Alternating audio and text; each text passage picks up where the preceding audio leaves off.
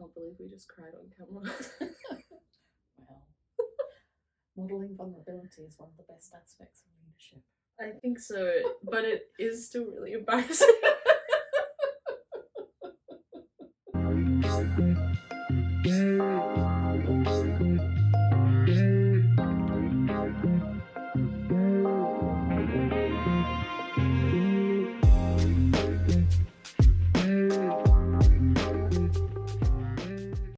So it's a journey to get to the final episode as well.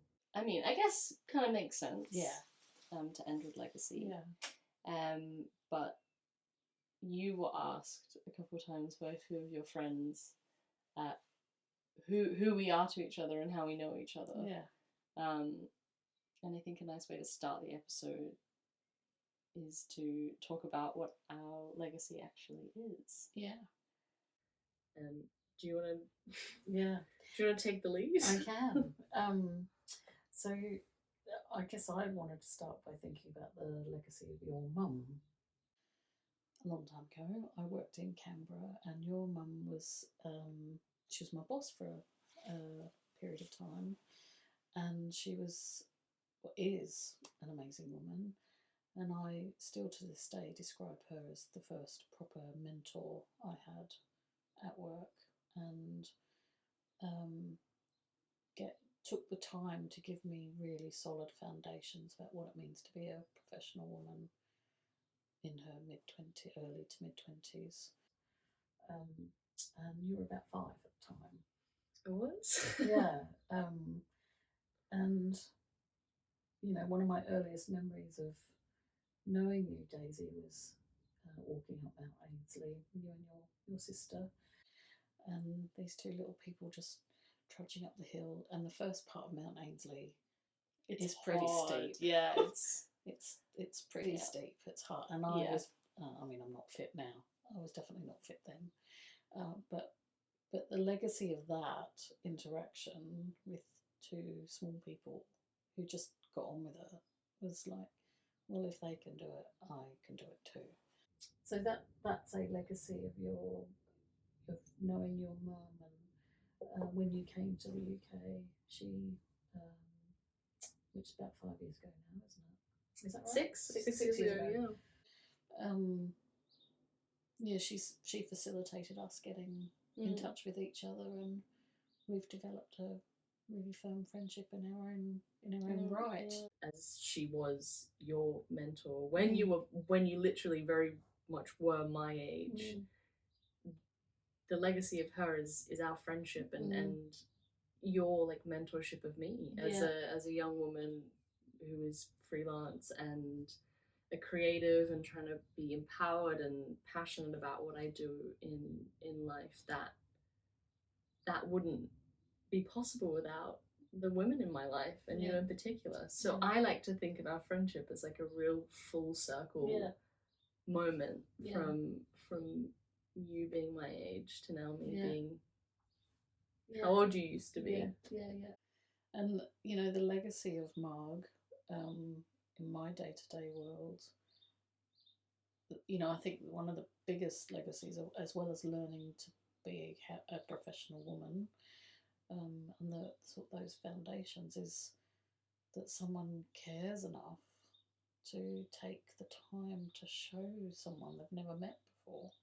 I do really remember that quite distinctly, and even now, like, you know, she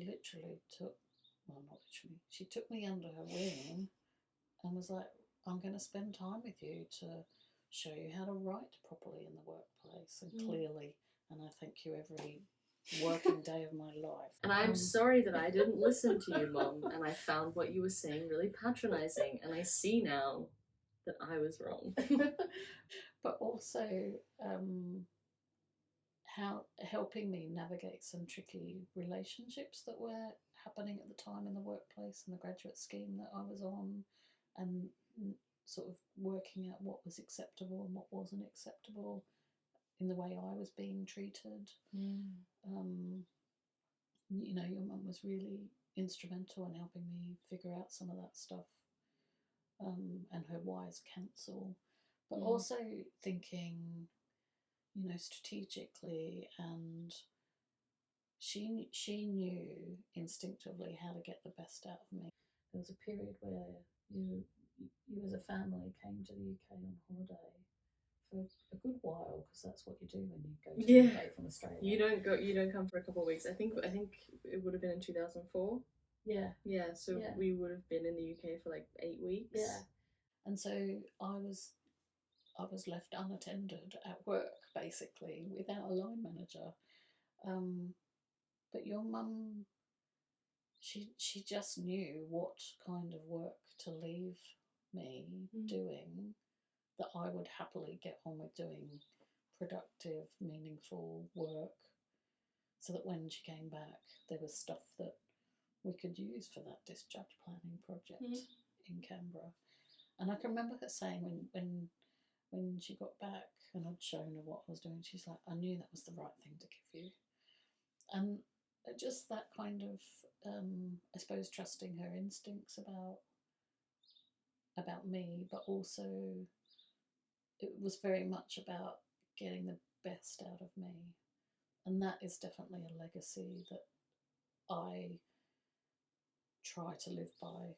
I hope I do it, about trying to get the best out of other people that I work with and maximising their skills and interests and potentials and their ways of working. And I'm getting really misty-eyed about this, actually. Because I think my mum's legacy is love. And she's been really fantastic. This is so tacky now, I'm crying, but kindness, and the legacy of kindness, and the legacy of love, and of seeing someone. And I think that has really inspired both of us. Yeah. And I think that's pretty special. She's special. Oh my god, let's just have a quick hug. I'm really happy that you had her. Yeah. And I think in turn, I feel really grateful that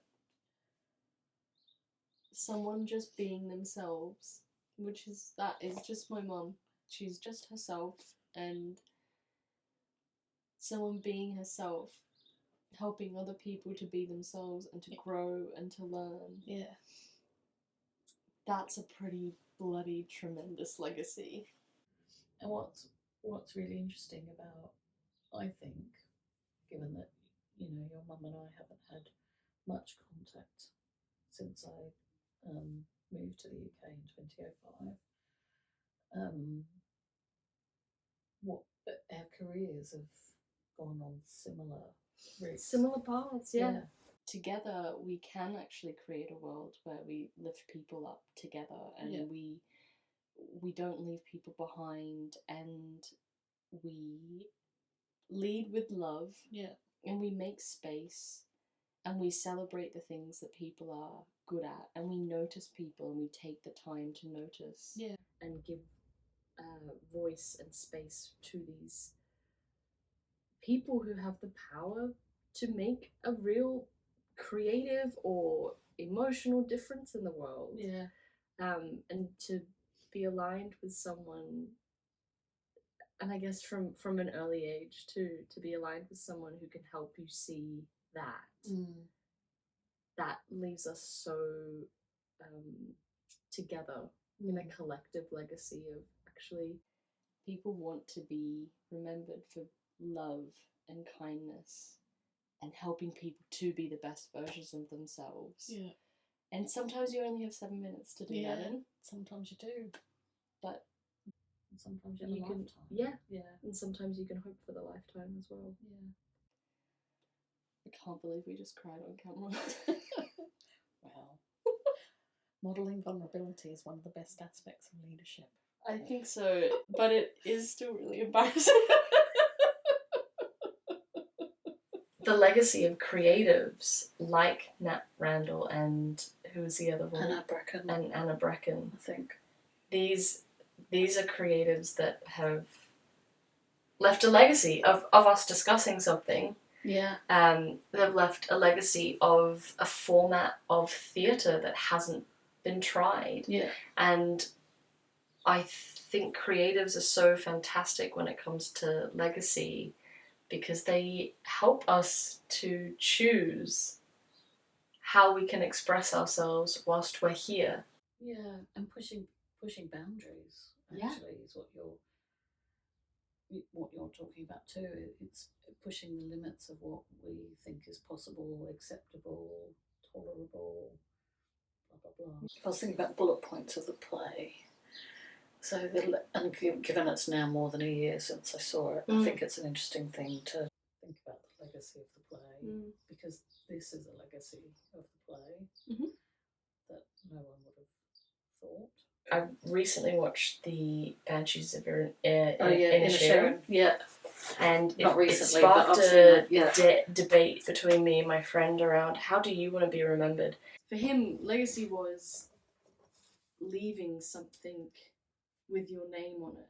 You know, a family. Yeah. A product of work. Yeah.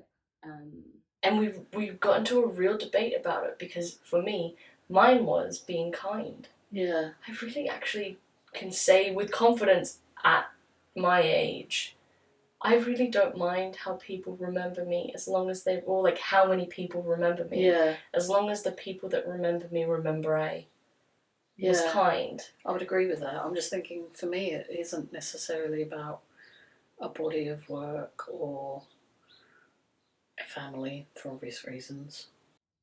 It's the way people remember me. Yeah.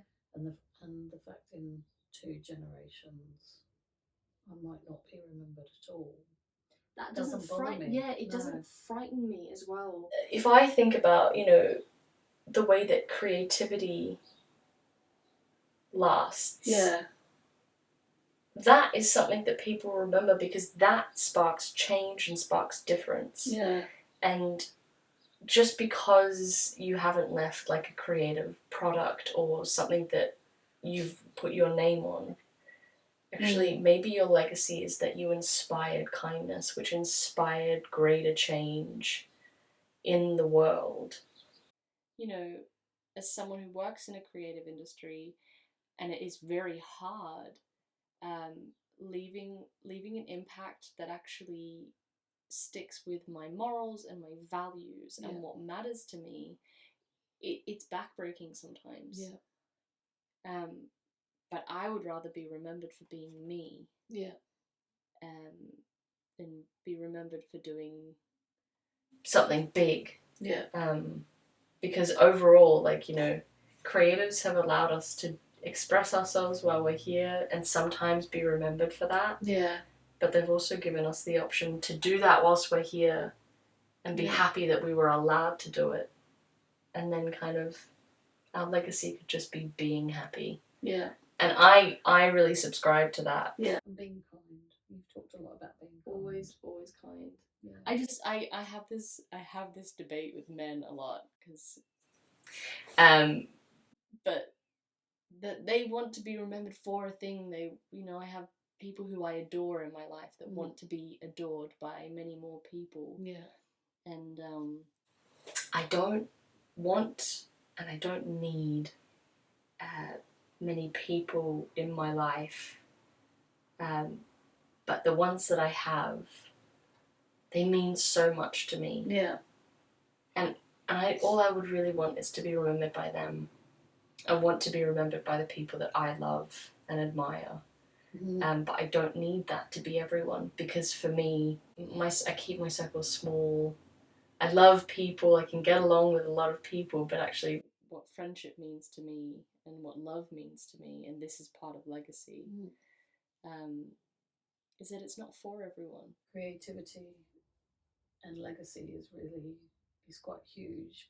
Been in Australia recently to see my mum and my family, and the riots in New Caledonia were happening while I was there, and it was in the news a lot because New Caledonia is not very far away from Australia. And really thinking about the legacy of colonialism. Yeah, exactly. And the fact that those riots that have been happening recently, that's not a new topic in New Caledonia. And in fact, a podcast I was listening to this morning on the way to come to see you from Australia was reflecting on the political commentary about New Caledonia over the last 50 years. The comment was made in the 1970s that race was not a problem in New Caledonia, that France had got it right. And then within 10 years, it was very clear that somebody had lied. Well, the perception that it's all okay, the white narrative that it's all okay, is taken from a white lens.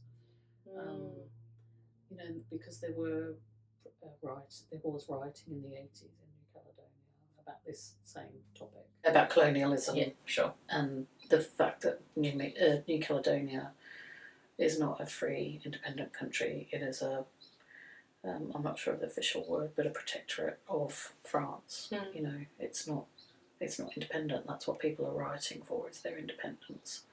And actually within the population of New Caledonia, the European descendants and citizens of New Caledonia want to stay with France, and it's the Melanesians, Polynesians, and other people that are living in New Caledonia that want the independence. You know, so this is a story that is very familiar to so many of us, and that legacy of whiteness still playing out hundreds of years later. I learnt this morning that New Caledonia was colonised. So Captain Cook was the first white person to see New Caledonia, but it was colonised by the French when they annexed it in the mid 1880s. It is really interesting how the legacy of whiteness, people are still very proud of it. Yeah. And we don't discuss, yeah, or we don't readily discuss its impacts. Yeah. And I think maybe this ties into the I want to be remembered for being kind. Yeah. Is because as a white woman, I have really benefited from colonialism. Yeah. But I would like to assist in changing that. Yes. Because actually this is where it comes, the kind of legacy of, you know, shame. Yeah. I don't want to participate in it. Yeah. I directly say that's not all right with me. Yeah. But without actually doing something about it, our legacy as white people will always be tied up in the status quo. Yeah. And the legacy of white privilege. Yeah. Yeah. And so then you look back in, just to take it kind of like into like a creative space as well, like there's a lot of legacy of, like, you know, John Lennon and the Beatles. He's incredible, he's so great at music. And yeah, that is most of his legacy, but if you dive deeper, actually his legacy is the fact that he was abusive. And similar with Picasso. Yeah. So you can have, you can be both, but what would you much rather be remembered for? And it's a great privilege that these two white men actually have to have left a creative impact. Yeah. Whereas the deep dark history of it is not so beautiful. Yeah. So how do we... And that is whiteness. That is whiteness in a nutshell, is it not? Like, and obviously this is our interpretation of whiteness. Well, there's two people who are trying our absolute best to unlearn, create space, invite conversation, to not push emotional labour onto the global majority, and for us to actually take the time, think about it, and see how we can make a difference, instead of saying, how can we make a difference for you? Like, actually taking the time and making the effort to leave a better legacy. Yeah. And it's the listening and the stepping back so that other people can step into the space. I think is an important legacy. And that the phrase, you know, we rise by lifting each other, you know, that is a legacy I would love to. We rise by lifting each other. I would love for people to think that I embodied that kind of legacy through my coaching, through my friendships, through my NHS work. You know, that as a society and societies in the world, that we rise by lifting each other, not by squashing people down so that you can scramble to be on top all the time. Yeah, or putting people down to make you feel Feel better. better.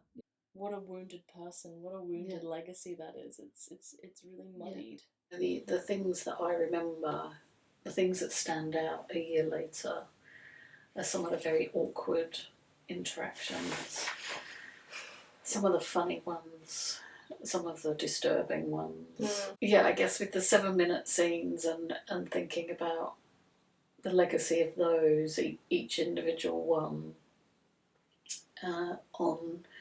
on the actors, on the audiences, because the audience also came and went. You know, I don't think there were many people who were there for the full 24 hours. There's a lot of people coming and going. But it also makes me think about the legacies that we leave behind with 7-minute interactions. You know, what are the small moments that can actually have lasting impact, either positively or negatively, on people? A small amount of time can leave a very big impact on someone. Yeah. And you have talked about that. So one of the first things that we mentioned, or that you told me about, that really kind of got us discussing this was that unsolicited kiss. Yeah. And we've talked about it in the first episode, and actually that person has stayed with you, and from your retelling has also stayed with me in my heart about how you know that impact that messes with someone. You know, and so these moments of impact that are so tiny. Yeah. And that is your legacy. Seconds. Yeah. That was seconds. Yeah. You know? Yeah. And it's all legacy. Yeah. How do you want to be remembered? Making a difference, I think. For the better is the big call for me, I suppose, and that that in whatever ways I can, I'm helping people, the planet, animals, you know, for it to be better than what I've experienced, what I've inherited. That's the ideal, I guess. So creativity is a massive thing for legacy, and this play in particular, like, so incredibly boundary pushing. Yeah. I wonder what will happen next. What will inspire the next playwright to go and do something that leaves It's radical, a super impactful legacy in theatre. Yeah. That's really exciting.